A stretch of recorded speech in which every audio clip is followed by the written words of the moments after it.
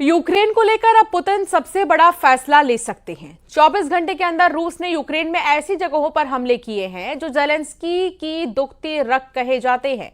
Putin अब Ukraine से क्या चाहते हैं, ये डिमांड उन्होंने एक बार फिर दोहराई है, लेकिन साथ में ये भी कहा है कि बातचीत का मकसद 100% जीत है। देखिए रिपोर्ट।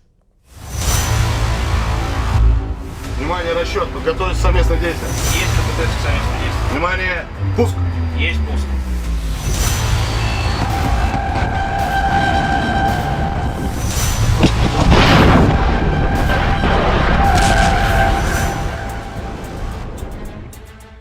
यूक्रेन में ये आग बता रही है कि पुतिन अब क्या करने वाले हैं। खार्किव को जलाकर रूस का अगला टारगेट कौन बनने जा रहा है, ये तस्वीरें बता रही हैं। कैपिटल कीव के बाद ज़ेलेंस्की के सबसे अहम शहर खार्किव का ये हाल किया है रशियन मिसाइल और ड्रोन ने। परमाणु बेस पर हमले के बाद यूक्रेन पर रहम के लिए अब पुतिन के दिल में कोई जगह नहीं है। खार्किव पर 9 ड्रोन और 2 मिसाइल दागी गईं और देखिए क्या हाल हुआ। हर तरफ आग और आग बुझाने की कोशिश लगातार जारी है, लेकिन ये आग इसलिए नहीं बुझ रही क्योंकि 3.25 साल के युद्ध में शोलों की तादाद बढ़ती जा रही है।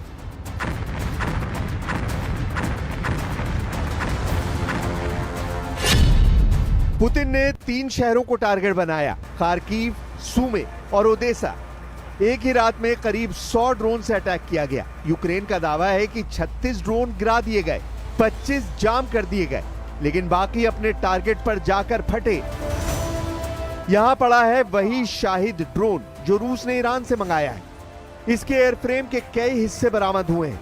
इसके मोपेड वाले इंजन के टुकड़े भी देखे जा सकते हैं। इस ड्रोन की लाश सबूत है कि रूस इस युद्ध में अकेला नहीं है और यही ताकत है जिसके बल पर पुतिन के कमांडर अब युद्ध 3 गुना तेज करने वाले हैं।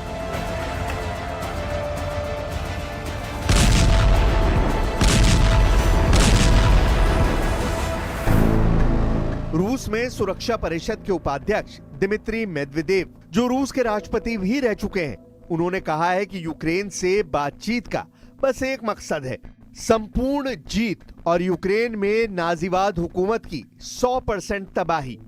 पुतिन के इन इरादों को टक्कर देने के लिए यूरोप में नई कोशिश शुरू हो गई है। फ्रांस के राष्ट्रपति इमैनुअल मैक्रोन ने इटली का दौरा किया है। यहां प्रधानमंत्री जॉर्जिया मेलोनी से उनकी मुलाकात हुई और दोनों के बीच यूक्रेन को लेकर काफी देर तक बात हुई। यानी पुतिन के खिलाफ यूरोप में लगातार सीक्रेट मीटिंग हो रही है और बहुत ही गोपनीय प्लान तैयार हो रहे हैं। जबकि दूसरा सच यह है कि पुतिन ने परमाणु बेस पर हुए हमलों के बाद अपने एटम बम वाली फोर्स को एक्टिव कर दिया है। रूस के मिसाइल बेड़े में ऐसे ऐसे खतरनाक हथियार हैं जो पेरिस से लेकर रोम और लंदन से लेकर वॉशिंगटन डीसी तक सब कुछ पिघला सकते हैं।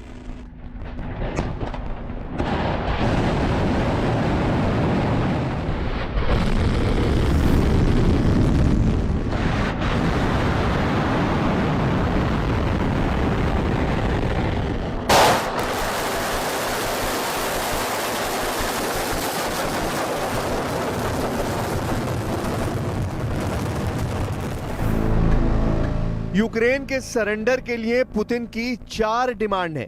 रूस चाहता है कि यूक्रेन अपने पूर्वी इलाकों को खाली कर दे, वहां से पीछे हट जाए। दूसरी मांग कि यूक्रेन निष्पक्ष हो जाए, यूक्रेन की सेना की तादाद सीमित रहे। और चौथी डिमांड कि यूक्रेन में चुनाव हो, नई सरकार बने।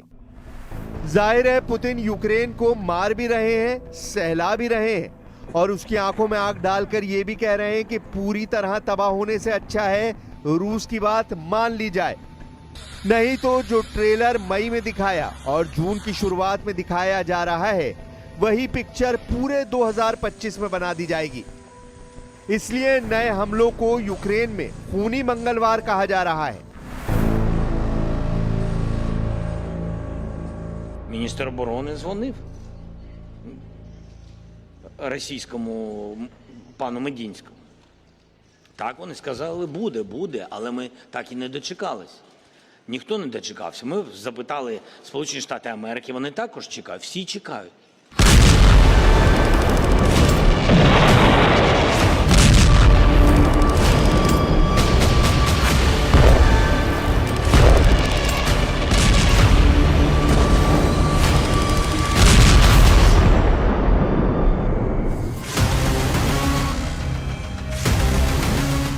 जेलेंस्की के देश को लाखों जख्म देकर पुतिन बता रहे हैं कि यूक्रेन के पास सरेंडर के अलावा कोई रास्ता नहीं।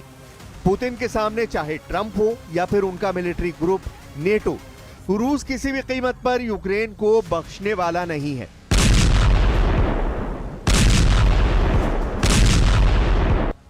ये पुतिन का लगातार सबसे बड़ा प्रहार है। खार्किव पर ऐसे ऐसे हमले हो रहे हैं जहां आग लगातार दहक रही है।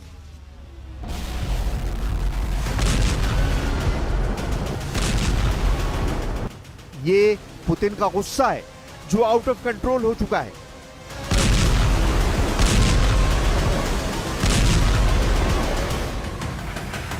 ये दावा ऐसे वक्त किया जा रहा है जब पुतिन ने यूक्रेन को पूरी तरह रौंदने का फाइनल फैसला कर लिया है, क्योंकि अब सीधा सीधा राजधानी कीव पुतिन के टारगेट पर आने वाली है। इसका इशारा पुतिन और उनके सबसे करीबी दिमित्री मेदवेदेव की नई रणनीति से पता चलता है।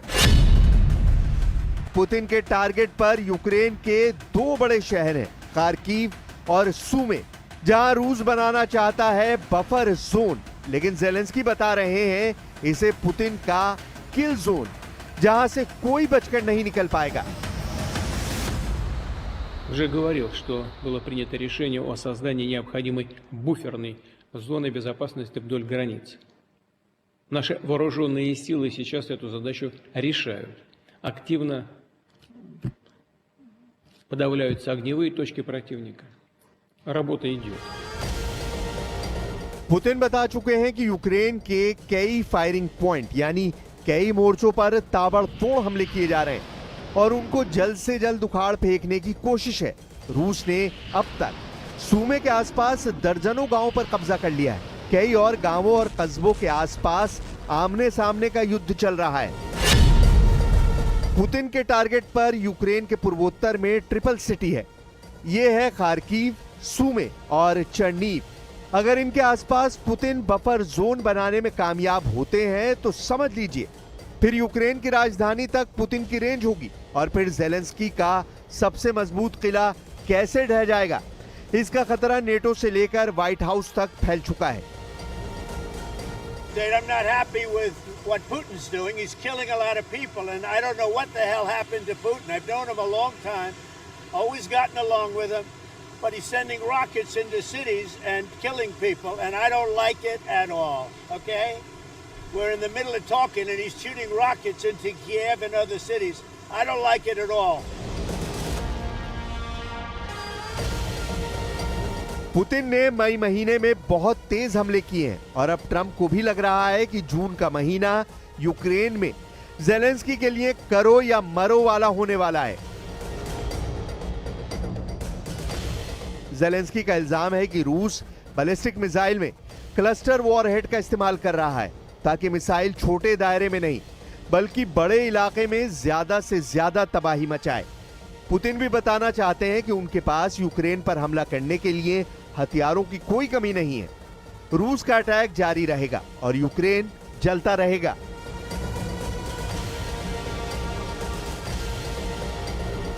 यूक्रेन इस वक्त पुतिन की मिसाइल पावर से बहुत ज्यादा घबराया हुआ है। रूस ने अब तक यूक्रेन पर दो बहुत ही खतरनाक बैलिस्टिक मिसाइलों का ज्यादा से ज्यादा इस्तेमाल किया है।